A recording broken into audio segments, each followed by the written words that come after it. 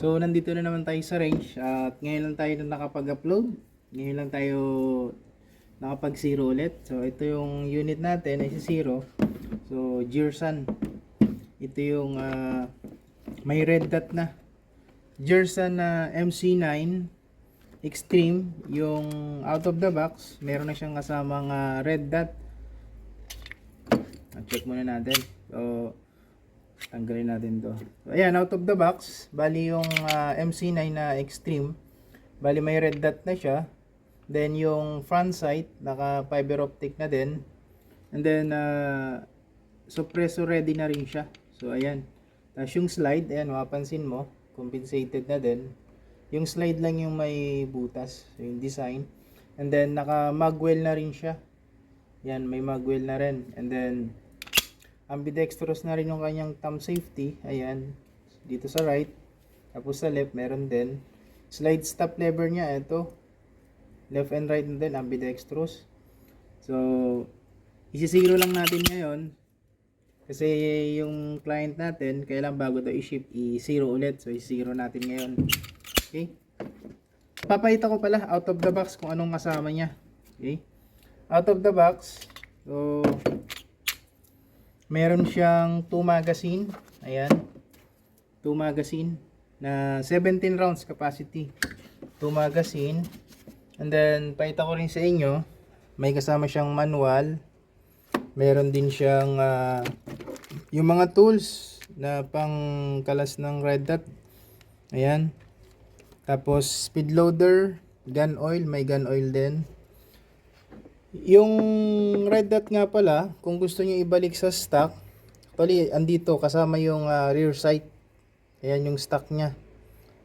Ayan. So, kung gusto niyo ibalik sa rear, sa stock, pwede niyo ibalik, tanggalin yung ating red dot para ibalik sa stock. So, ayun yung kasama niya. Then, meron din siyang kasamang extra na trigger.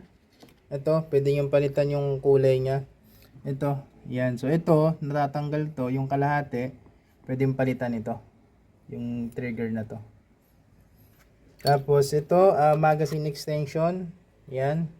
Kung tatanggalin nyo kasi itong magwell, bali, nakalabas yung magazine. So, ito yung ilalagay nyo sa magazine extension pag tinanggal yung magwell. So, kompleto na siya. May back strap din nakasama. Dalawang back strap ito. Dalawang back strap.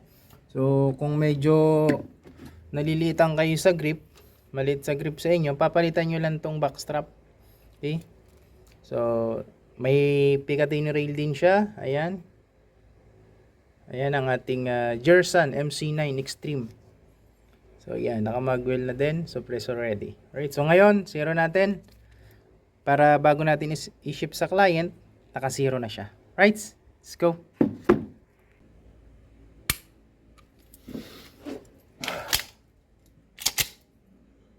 Hiring.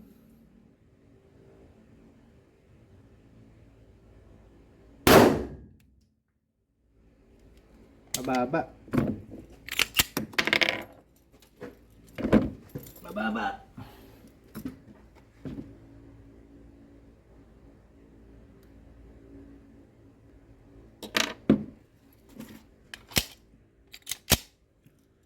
Hiring.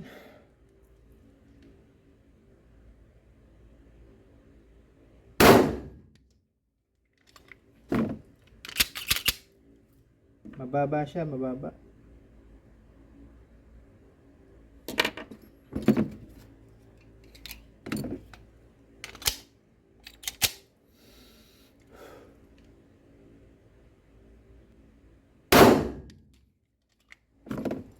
Baliktad. Pag ganun tayo.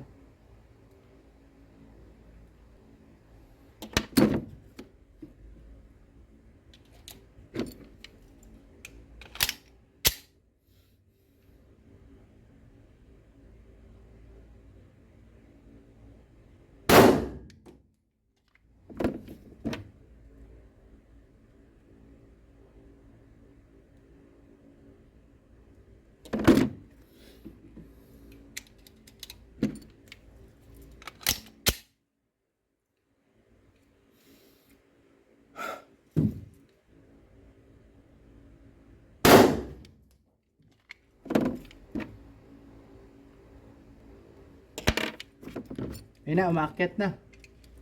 Mababa siya. Firing.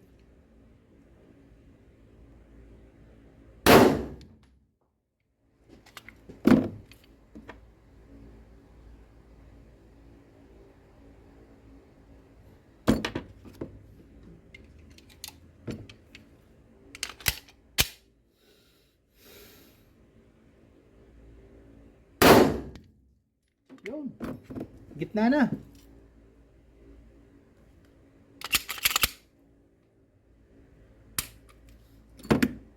So, tapean lang natin. Ayan. Mababa siya. Mababa. Ayan, nag-adjust tayo paakyat, pataas, pataas. Tapos yung huli natin, ito. Medyo hitting right lang. So, adjust tayo pa konti, pa left. Pero okay na. Pa left na lang, adjust natin pa left. Umakyat na siya. So, nasa taas na siya. Medyo hitting right lang. So, putok muna tayo ng isa para ma-check natin kung kano. Firing.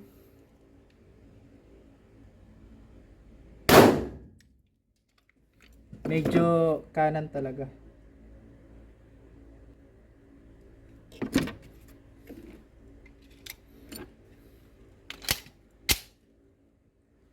Loaded. Firing.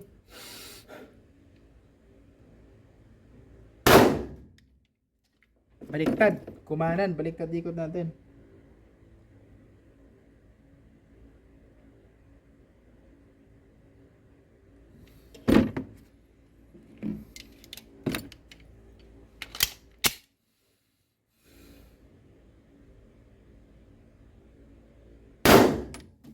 Yun.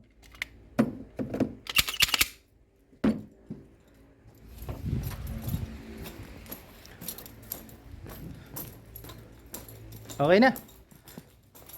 Una, nag-adjust tayo.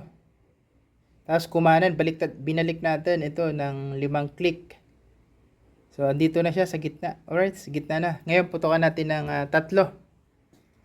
Tapean muna natin. Okay, so linapitan natin para makita natin ang tama sa board. Putukan natin ngayon ng 3 bala.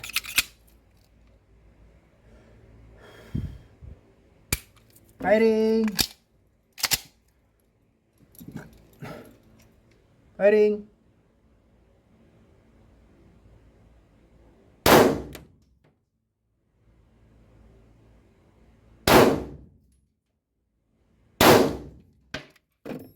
Alright, kita nyo naman, ayan na. Alright. Ayan, kung mapansin nyo, ayan na. Lapit natin konti. So, ayan. Nasa bilog na siya. Right? So, yun, okay na, gitna na. Nakuha din natin ngayon. I-lock na natin to. Kasi may lock siya. Sa likod nga pala guys yung yung red dot niya, once na nasira yung kailangan i-lock nyo yung nasa likod. Ito. Meron siyang lock. Kailangan nakalock na siya. Para hindi na gumalaw. I-lock na natin. Yan. So, nakalock na siya. Ngayon, putukan natin 4 na bala. So, okay na siya. Naka-0 naman na.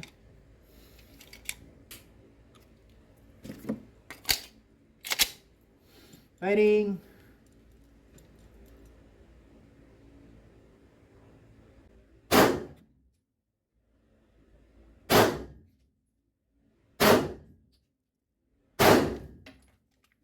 Empty. Alright. Okay na. So, tignan natin. Alright. So, ayan na.